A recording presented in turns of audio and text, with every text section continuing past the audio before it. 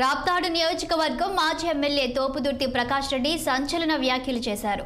హడావిడిగా HLC canal lining వ్యవహారంలో టెండర్లు పిలిచి రైతులకు అన్యాయం చేయబోతుందని విమర్శించారు.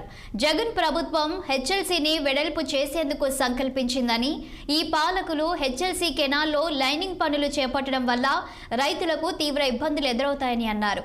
లక్షలాది ఎకరాలు పంట నష్టపోయే ప్రమాదం ఉంటుందని, ఒక గర్భ జలాలు పూర్తిగా అడుగంటిపోవడం వల్ల రైతులకు నీటి చుక్క కరువవుతుందని విమర్శించారు.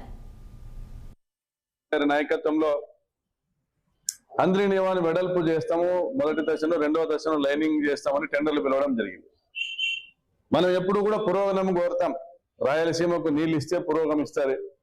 రాయలసీమలో పురోగమనం అంటే కాలువల నిర్మాణం, స్వర్గీయ డాక్టర్ వైఎస్ రాజశేఖర రెడ్డి గారి తర్వాత సాగిన జలయజ్ఞం, సాగుతున్నటువంటి రాయలసీమ ట్రాన్స్పోర్టేషన్ ప్రాజెక్ట్, ఇవి పురోగమనం అభివృద్ధికి రాయలసీమ ప్రజలు ప్రత్యేకించి రైతులు కాంక్షించేటువంటి విషయాలు.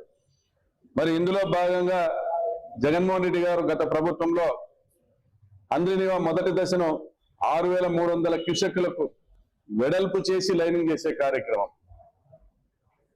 వెడల్పు చేసి లైనింగ్ చేస్తూ 6300 క్యూసెక్కులు అంటే 2 రోజులకు ఒక టీఎంసీ నీళ్లు తీసుకొచ్చే కార్యక్రమాన్ని చేశారు. అంటే 120 రోజుల్లో 60 టీఎంసీలు తీసుకొని వచ్చేటువంటి కార్యక్రమానికి ఆయన తలపెట్టారు. డిపిఆర్ శాంక్షన్ చేశారు, టెండర్లు పిలిచారు. మరి